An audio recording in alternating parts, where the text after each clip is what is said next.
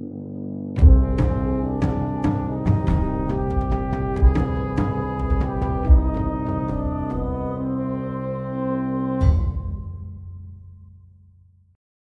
everybody. At the end of the day, it doesn't matter how rich or how poor a person is. Popularity is just as irrelevant, because without integrity, wealth and popularity eventually go away.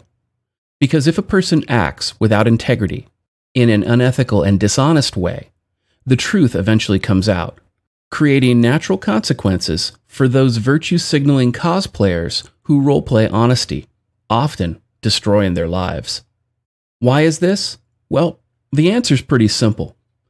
All relationships are built on a level of honesty and trust, and the relationship is only as strong as the underlying ethics and honest communication that were involved in forming it, as well as the investment both parties place in the relationship itself.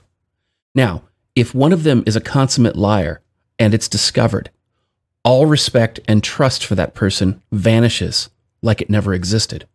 This is precisely why I always say the relationship is over when the investment stops, not when the parties part ways.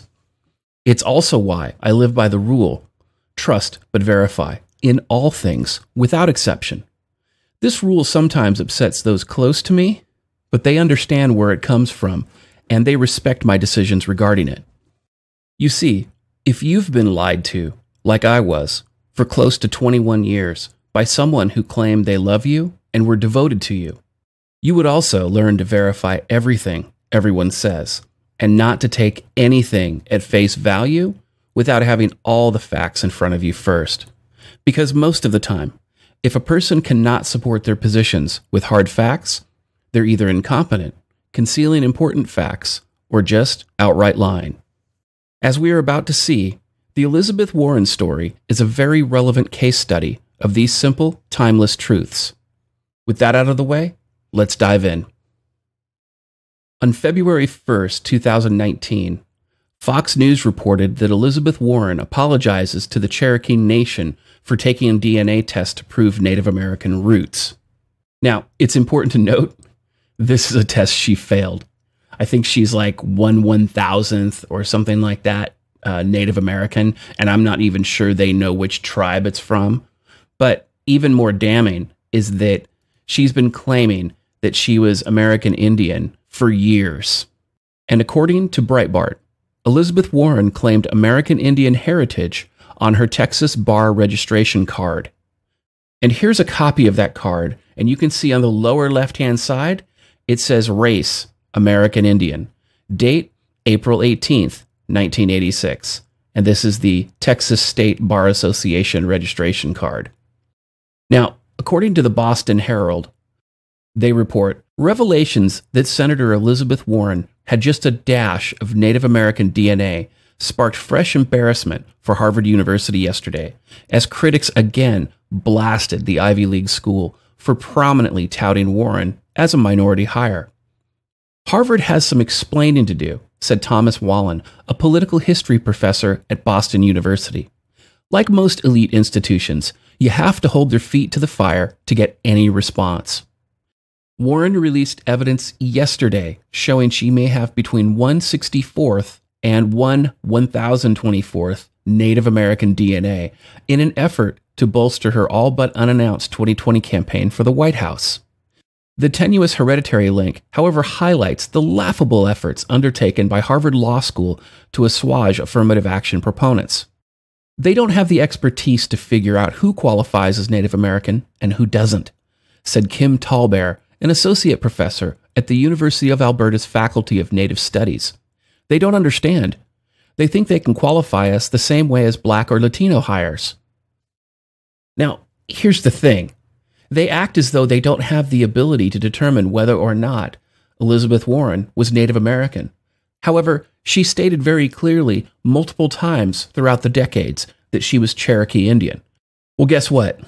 The Cherokee Nation, believe it or not, they keep records, and you can actually search for whether or not an individual is a citizen of the Cherokee Nation, which apparently is a bridge too far for an elite university such as Harvard. However, there is some good news. You see, the Republican National Convention urges the Texas bar to discipline Warren over false claims on ancestry. Now, the thing that's important about this is that when you lie on your bar card registration, that's grounds to disbar you, because everybody should be able to know the truth about who that individual is. Every attorney has to go through this. This is Law 101. You lie on something as basic as your bar registration, like Elizabeth Warren did, that's a problem.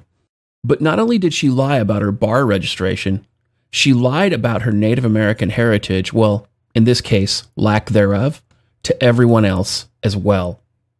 But in addition to that, as early as September 2012, the Weekly Standard reports Democratic Senate candidate Elizabeth Warren kept a private law practice in her Harvard office in Cambridge for years, despite the fact that she does not appear to be licensed to practice law in the Commonwealth of Massachusetts. And then, a few days later in 2012, Business Insider reports Warren, a renowned Harvard law professor and consumer advocate, admits she lacks a Massachusetts law license.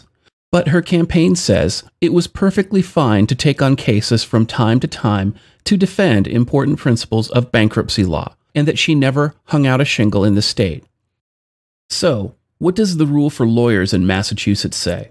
Well, like most laws, it's open to interpretation, but it appears Warren might have at least severely bent the rule. Which finally brings us to our dictionary definition of fraud. According to Cambridge Dictionary, fraud is the crime of obtaining money or property by deceiving people.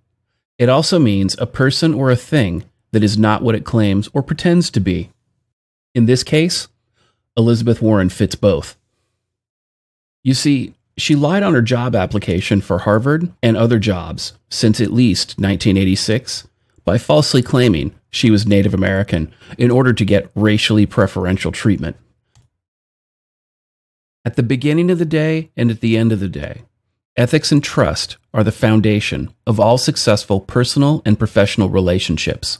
Without them, all relationships die. Elizabeth Warren wants to continue her career in government and to be the President of the United States. But she can't even tell the truth about something as fundamental and as basic as her race. Look at her. It's clear she's a white Anglo-Saxon female, yet she lied to the Texas Bar Association and to Harvard University about her race. And she's demonstratively lied about this not only to the American people, but to the entire world as well. Harvard even embarrassed itself as an institution by publicly claiming that she was Native American, without verifying it first, destroying its own credibility in the process.